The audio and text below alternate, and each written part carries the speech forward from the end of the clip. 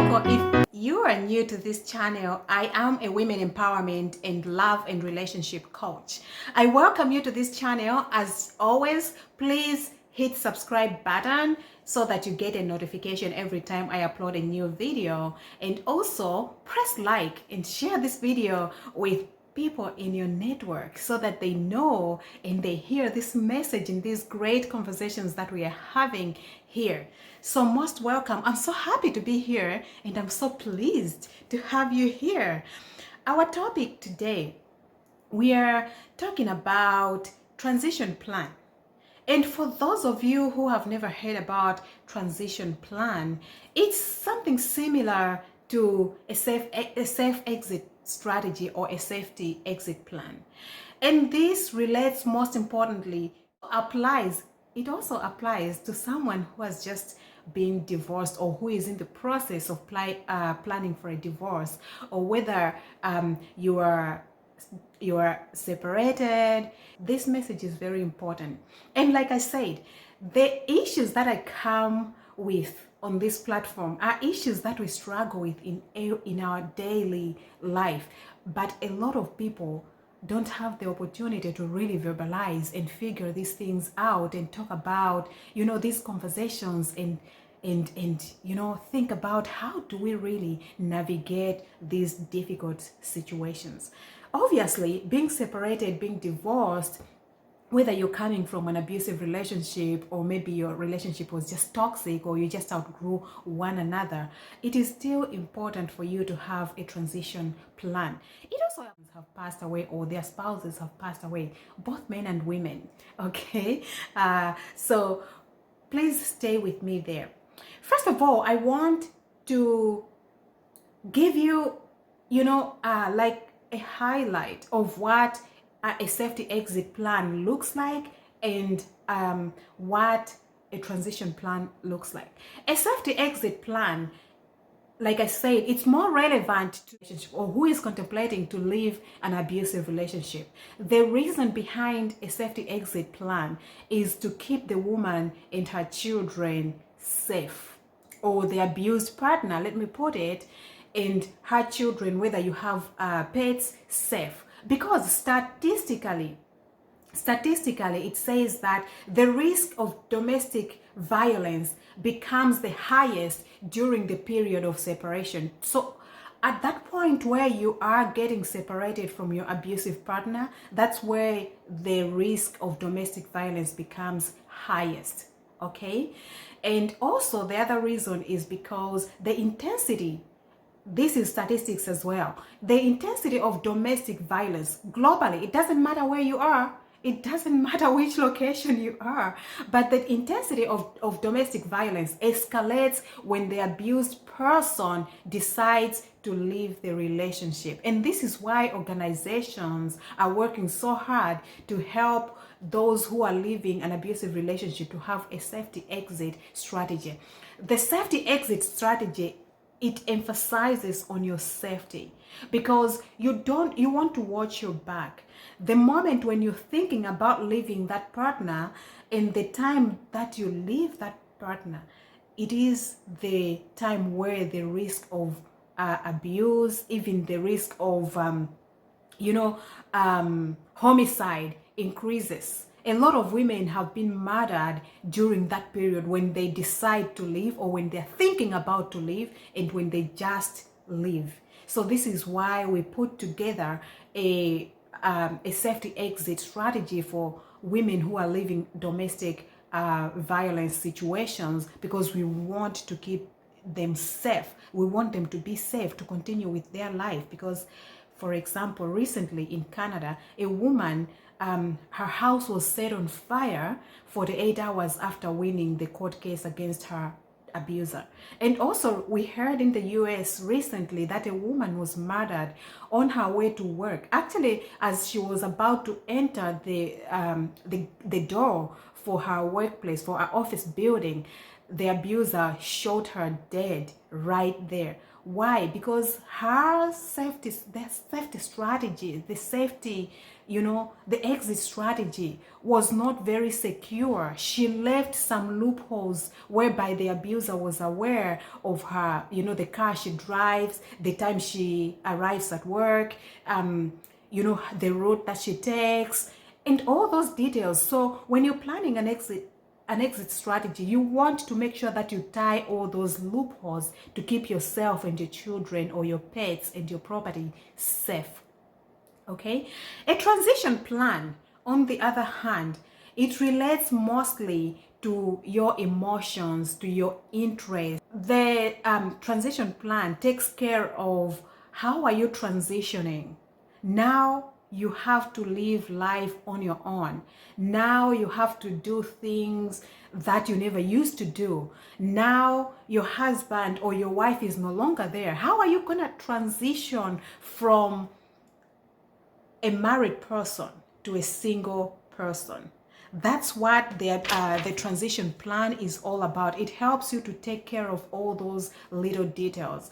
And while the emphasis of the exit strategy lies on safety, the emphasis of the transition plan lies on your emotional well-being. Okay? One of the things that I want, or one of the principles that I want to share with you, if you are in need of a transition strategy, is that during transition, you want to know that during transition, that's when you're learning to be alone, right?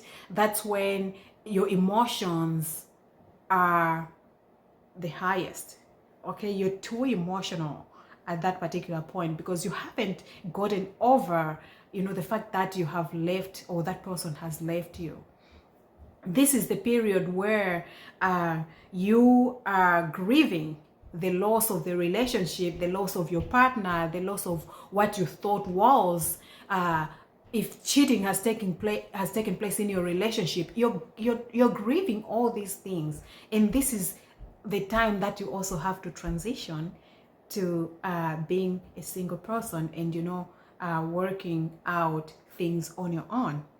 And so you have to know that a solid or a successful transition plan will rely on you being aware of your situation or understanding fully your situation, being in control of your situation, but also being proactive.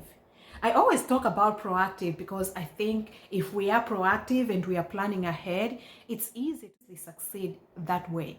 Unlike if you have to do things without a plan.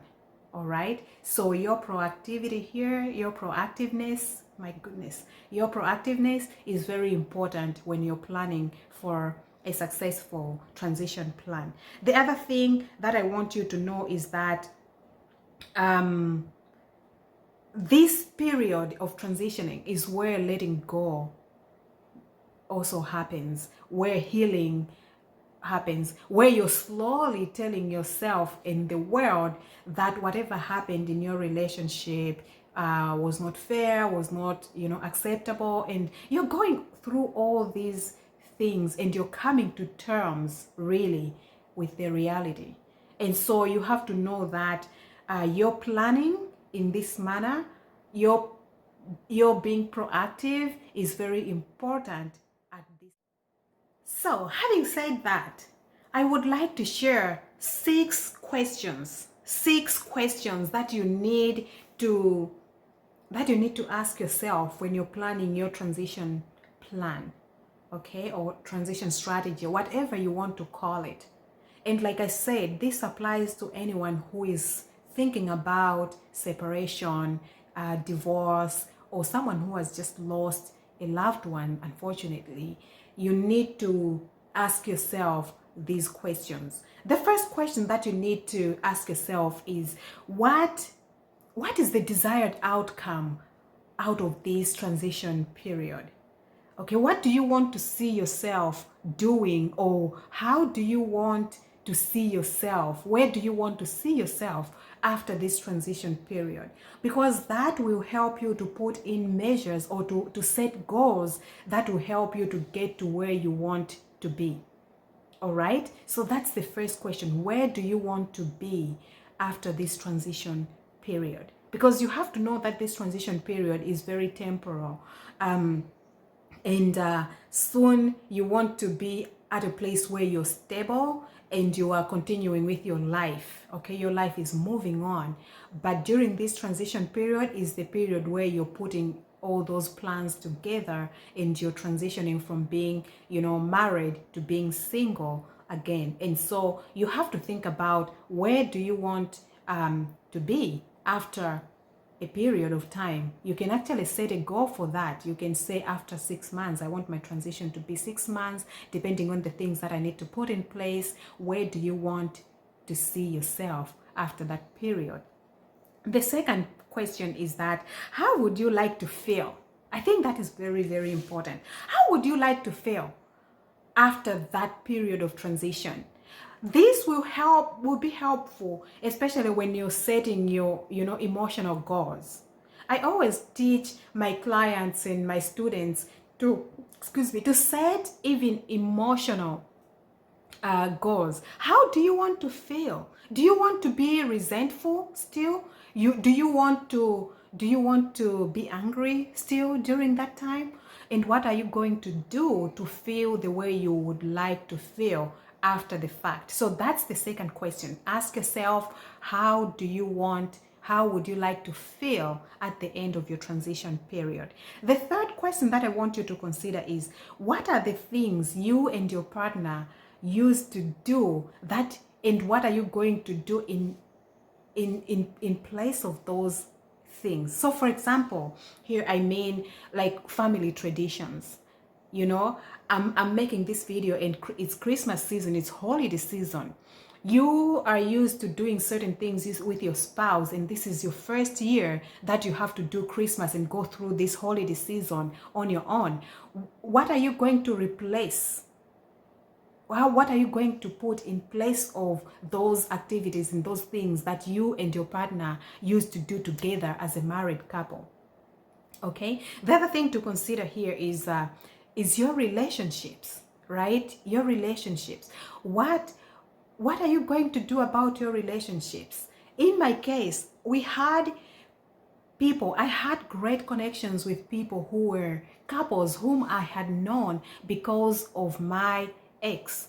Okay. And so every now and then we would have, date nights together as couples, would have game nights and, all those activities. We used to do them together.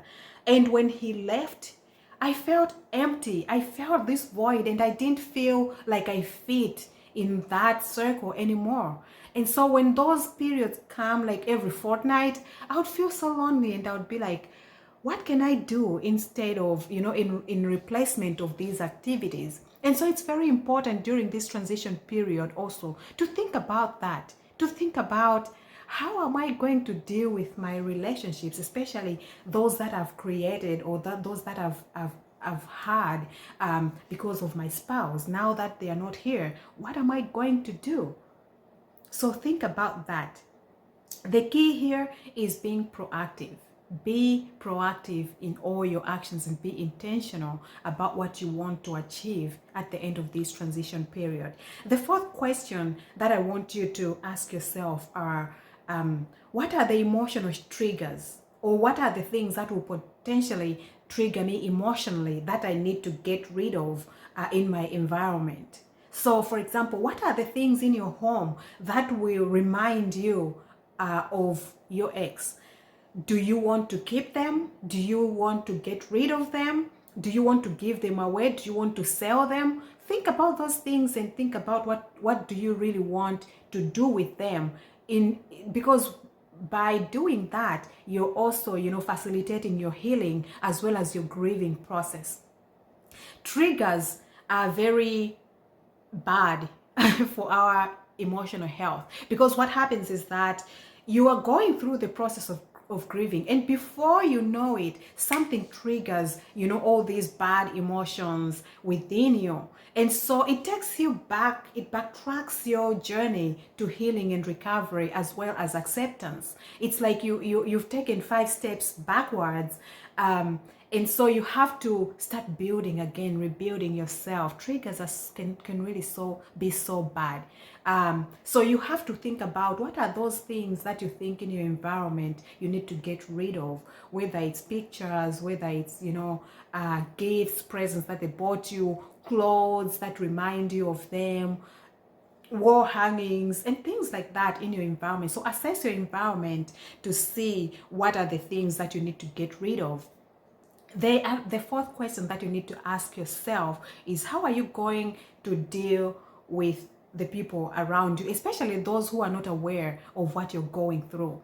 For me, the challenge was people from my church, because whatever I went through, the people from my church had no idea that I'm going through, an abusive relationship. They didn't know that we've separated. They didn't know how many times we've been for counseling and therapy. They had no idea how many, by the time we divorced, they had no idea. And every now and then I'll receive these questions. I'll be like, oh, why are you here alone? Where is your husband?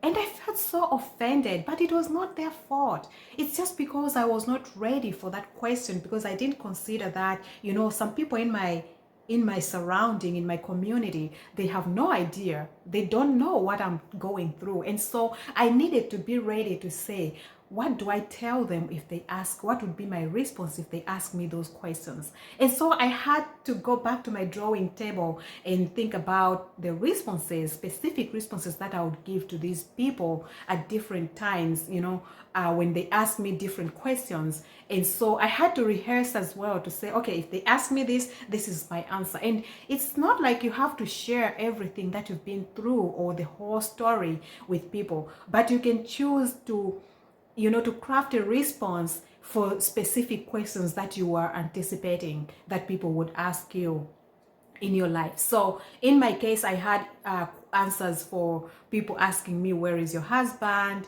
How is your husband doing? How come you guys, we can't see you together anymore?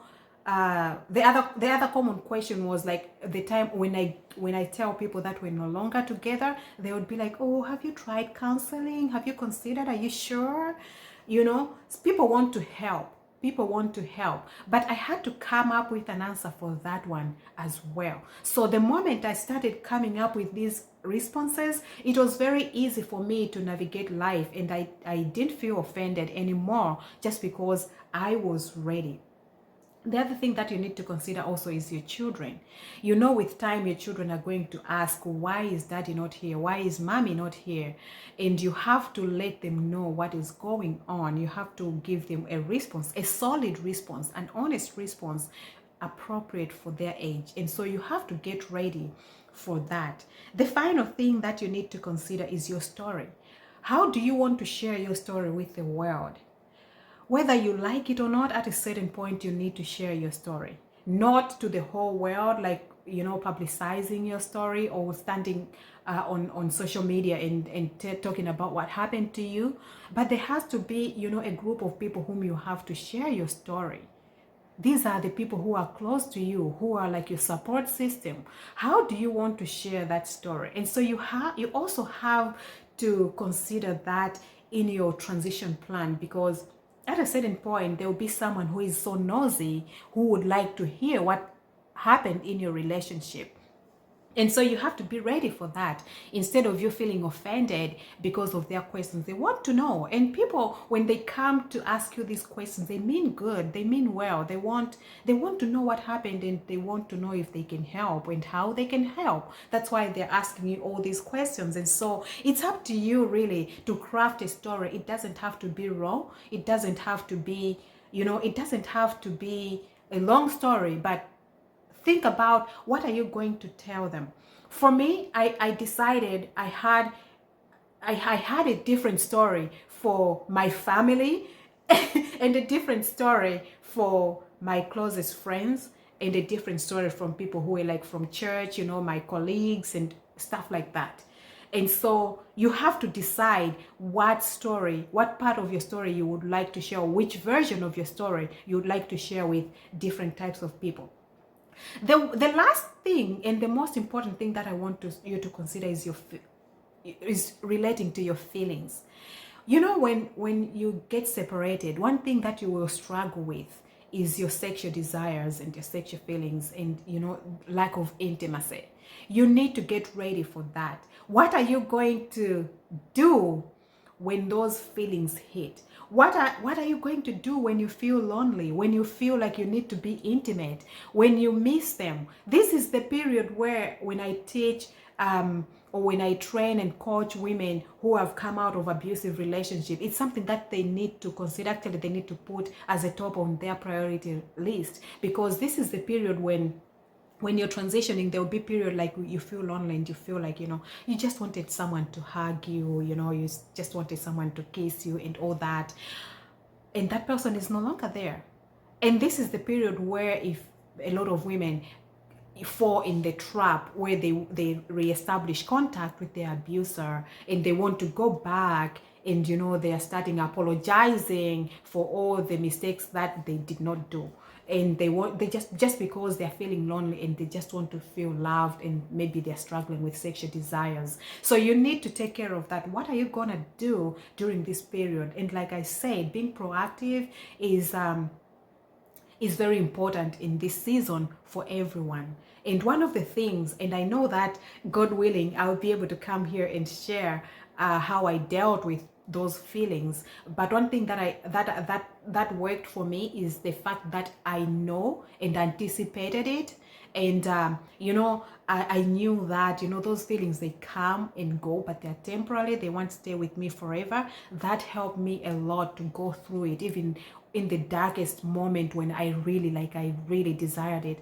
I had to hold on. I was able to tell myself in my mind to say, hold on, this is just temporal, and I'm gonna get through it. We're gonna get through it. We're gonna work through it. I'm gonna be successful. It's gonna go. I'll be okay after a while. And so that awareness helped me a lot.